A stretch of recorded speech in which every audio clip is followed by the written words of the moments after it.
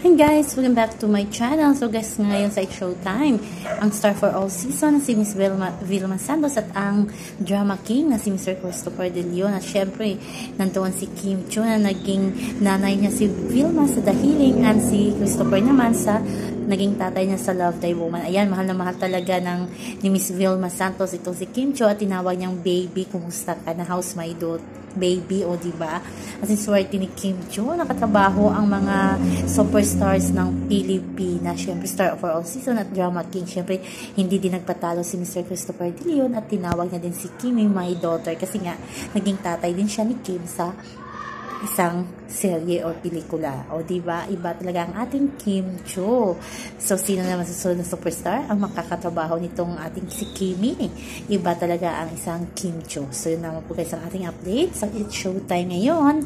Hanggang sa muli, bye-bye. Also remember, wag po tayo paka-stress. Please like, share, subscribe my channel para ma-update kayo sa bagong upload.